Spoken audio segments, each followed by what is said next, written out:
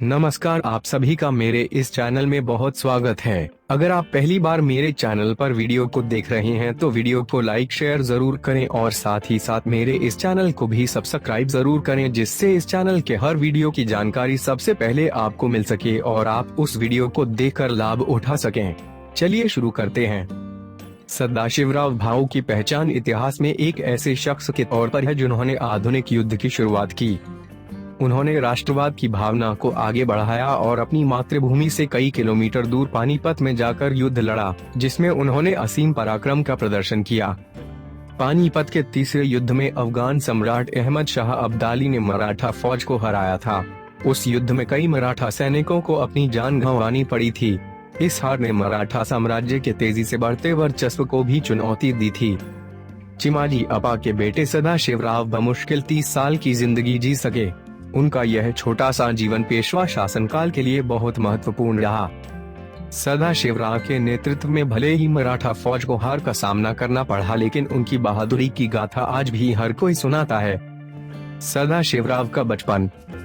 सदाशिवराव का जन्म 4 अगस्त 1730 को हुआ था।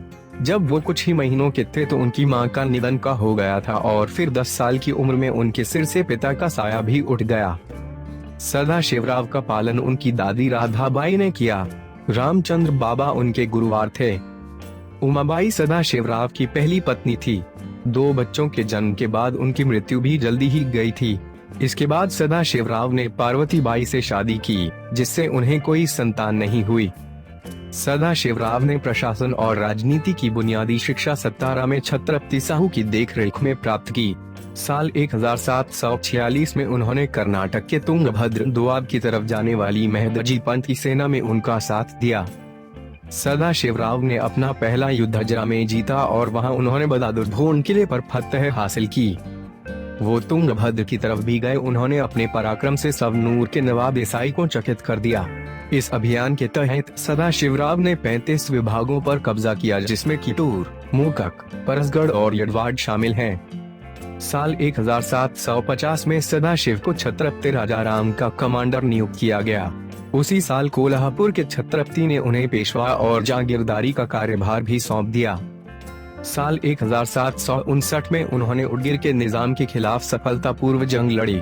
इस युद्ध ने उनके सैन्य शासन को और सुदृढ़ता प्रदान की। सदाशिवराव को आधुनिक युद्ध हथियारों की समझ थी, इसलिए उन्होंने इब्राहिम खान गार्डी को अपनी सेना में शामिल किया। सदाशिव जानते थे कि इब्राहिम खान तोप चलाने में काफी निपुण है। उदगिर के युद्ध में 3 फरवरी 1760 को मराठा सैनिकों ने निजाम को परास्त कर बुरहानपुर, औरंगाबाद और बीजापुर के इलाकों को अपने कब्जे में कर लिया था। उत्तर की ओर चढ़ाई। उदगिर में सफलता प्राप्त करने के बाद पेशवा की सेना उत्तर की तरफ बढ़ने के लिए तैयार थी। रघुनाथ राव ने पेशवा शासन पर 80 लाख रुपए का अतिरिक्त कर्ज का बोझ डाल दिया था, इसलिए यह फैसला किया गया कि अब उत्तर की तरफ होने वाले अभियान में रघुनाथ राव की जगह सदाशिवराव सेना का नेतृत्व करेंगे। इस अभियान में विश्वासराव भी उनके साथ गए। इस अभियान के लिए मराठा फौज 50,000 सैनिक और 6 लाख रुपयों के साथ आगे बढ़ी। सदाशिवराव को बताया गया था कि अहमद शाह अब्दाली मुगल नहीं है और वो तुर्की के घोड़ों के साथ चलते हैं। साथ ही उन्हें गुर्रिला युद्ध तकनीक भी आती है। पानीपत युद्ध से पहले की तैयारी। इतिहास के जानकार बताते हैं सदाशिवराव को शायद शुजा, राजपूत, सूरजमल जाट से मदद मिल जाती, लेकिन अब्दाली, नजीबुद्दौला, बंगश और बरेली के रोहिलाओं से मदद मिल रही थी। दोनों के बीच जो पत्र लिखे गए उनमें युद्ध को टालने की बातें थीं। जयपुर और जोधपुर के राजाओं ने अब्दाली का साथ देने का फैसला किया। इसके साथ ही कई राजाओं को लगा कि अगर सदाशिवराव जीत गए तो वो उन पर अपना अधिकार जमा लेंगे, इसलिए ये तमाम राजा भी अब्दाली के साथ चले गए। भाऊ ने दिल्ली पर कब्जा कर लिया था। एक तरह से उस समय मराठा भारत पर शासन कर रहे थे। पानीपत के युद्ध में मराठा और अब्दाली दोनों की सेनाएं अपने साथ अपने परिवार वालों को भी लेकर चल रहे थे। इसके अलावा कुछ श्रद्धालु भी थे जो पवित्र स्थलों की यात्रा के मकसद से दोनों सेनाओं के साथ शामिल थे। उन दिनों में आमतौर पर श्रद्धालु सेनाओं के साथ ही तीर्थ यात्रा करते थे, जिससे लुटेरों का खतरा कम हो जाता था। कैसे हुआ पानीपत का युद्ध? 31 अक्टूबर 1760 को मराठा और अब्दाली एक दूसरे के आमने सामने थे। लेकिन जिस अंदाज में मराठाओं ने अपनी सेना को खड़ा किया था, उससे अब्दाली को यह आभास हो गया कि बहुत जल्दी ही उनकी सेना मराठा फौज के सामने घुटने टेक सकती है। एक तरफ मराठा फौज ने अब्दाली का अफगानिस्तान लौटने का रास्ता रोक दिया था, तो वहीं अब्दाली की सेना ने भी मराठाओं के दिल्ली लौटने का रास्ते को बंद कर दिया था। 7 दिसंबर को हुई लड़ाई में सदाशिवराव के करीबी बलवंतराव मेहदाले की मौत हो गई। गोविंदराव बुंदेले दिल्ली के रास्ते मराठा सेना को हथियार मुहैया करवा रहे थे। अब्दाली ने बुंदेले को मार्च गिराया। इस वजह से 13 जनवरी के बाद मराठा सेना को खाने की आपूर्ति समाप्त हो गई।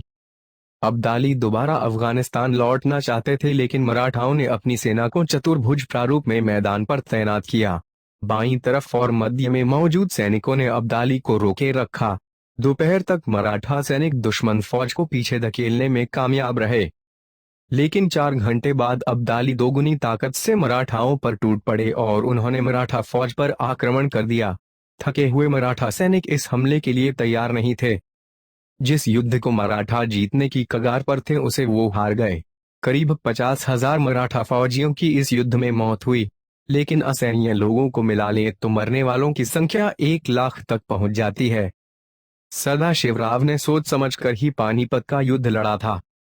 वो बताते हैं, मराठा सैनिक दोपहर तक अब्दाली की फौज को उनके घुटनों पर ले आए थे, लेकिन अब्दाली ने अपने सैनिकों को एकजुट किया और फिर जवाबी हमला बोला, जिसका सामना थके हुए मराठा नहीं कर सके। ठंड का असर। पानीपत का युद्ध जनवरी के महीने में लड़ा गया, जब वहां कड़ाके की ठंड पड़ती है। मराठा सेना के पास इस ठंड से बचने के लिए पर्याप्त गर्म कपड़े भी नहीं थे। इतिहास पर नजर दौड़ाएं तो पता चलता है कि अब्दाली के फौजियों के पास चमड़े के कोट थे। उस युद्ध में सूर्य की भूमिका भी बहुत अहम हो गई थी। इतिहासकार कहते हैं, जैसे जैसे ठंड बढ़ती जाती, मराठा सैनिकों का जोश भी ठंडा पड़ता जाता। जब विश्वासराव की मृत्यु हो गई तो उसके बाद सदाशिवराव हाथी से उतरकर घोड़े पर आ गए। जब मराठा सैनिकों ने सदाशिवराव के हाथी को खाली देखा तो यह खबर फैल गई कि सदाशिवराव की भी मौत हो गई है। इस खबर ने सभी सैनिकों के हौसले पस्त कर दिए। 1734 में हुए अहमदिया समझौते के मुताबिक दिल्ली के बादशाह की हिफाजत करना मराठाओं की जिम्मेदारी थी। इसके बदले में मराठाओं को उस इलाके में भूमि कर एकत्रित करने का अधिकार मिला था। मराठाओं से पहले यह अधिकार राजपूतों के पास था। जब राजपूतों से कर वसूलने का अधिकार वापस ले लिया गया तो वे भी मराठाओं के खिलाफ खड़े हो गए। इसके साथ ही अजमेर और आगरा के जाटों ने भी मराठाओं की मदद नहीं की। क्या पानीपत का युद्ध टल सकता था? इतिहास में मौजूद दस्तावेज और चिट्ठियां यह बताती हैं कि पानीपत के युद्ध को टाला जा सकता था। उत्तर की तरफ चढ़ाई से पहले भाऊ साहेब बाकर के कुछ नोट्स मिलते हैं। इसमें बताया गया है कि गोपिकाबाई को यह डर था कि अगर सदाशिवराव उत्तर की चढ़ाई में सफल हो जाते हैं तो वे अपना खुद का साम्राज्य स्थापित कर लेंगे। इसलिए विश्वासराव भी उनके साथ चलने के लिए तैयार हुए। उनके पास बड़ी सेना तो थी, लेकिन पर्याप्त पैसा नहीं था। सदाशिवराव ने दक्षिण में सफलता पाई थी, लेकिन उनके पास उत्तरी भूभाग का कोई अनुभव नहीं थी। दूसरी तरफ अहमद शाह अब्दाली एक जाना माना योद्धा था। उनके पास युद्ध का अच्छा खासा अनुभव था। सदाशिवराव के कुछ वरिष्ठ अधिकारियों ने उन्हें युद्ध को टालने की सलाह दी थी। यहाँ तक कि अब्दाली ने भी खुद इसकी पेशकश की थी। सदाशिवराव को यह भी बताया गया था कि कुछ वक्त बाद खाने की आपूर्ति प्रभावित होगी, जिससे सैनिकों और जानवरों की देखभाल करना मुश्किल हो जाएगा। कुछ लोगों ने सदाशिवराव को यह सलाह भी दी कि अगर वो अफगान सैनिकों को मार भी डालेंगे तब भी वो दत्ताजी को वापस हासिल नहीं कर सकते। इसलिए अगर वो सैनिकों को मारने की जगह उनके पकड़ लेंगे तो उनके बदले में कोई दूसरी चीज जरूर मांग सकते हैं। वरिष्ठ अधिकारियों ने सदाशिवराव को यह भी बताया था कि कुछ भी हो जाए, अहमद शाह अब्दाली वापस अफगानिस्तान जरूर जाना चाहेगा। पानीपत युद्ध में क्या क्या गंवाया? पानीपत की पूरी लड़ाई को इन शब्दों में वर्णित किया जाता है। 2 मोती खो गए, लाखों चूड़ियां टूट गईं, 27 मोहरी गुम हो गईं और अनगिनत सिक्के बर्बाद हो गए। इसका अर्थ कुछ इस तरह है कि 2 मोती सदाशिवराव भाऊ और विश्वासराव भाऊ, 27 मोहरें, 27 मुखिया और अनगिनत सैनिक। पानीपत का युद्ध हारने के बाद भी मराठाओं ने उत्तर में अपना शासन कायम रखा, लेकिन दक्खन प्रांत के नेतृत्व में एक खालीपन पैदा हो गया। मराठी एनसाइक्लोपीडिया में पानीपत युद्ध के परिणामों के बारे में लिखा गया है। मराठी एनसाइक्लोपीडिया के मुताबिक पानीपत का युद्ध मराठी इतिहास में एक त्रासदी के समान है। मराठा साम्राज्य की पुणे में रहकर हिंदुस्तान की राजनीति चलाते रहने की नीति लगभग आधी सदी तक कामयाब रही, लेकिन इसके बाद अब्दाली और रोहिला की आंधी ने मराठा साम्राज्य को बहुत ज्यादा नुकसान पहुंचा दिया। पानीपत के युद्ध में हुई हार के जख्म मराठाओं को कई पीढ़ियों तक परेशान करते रहे।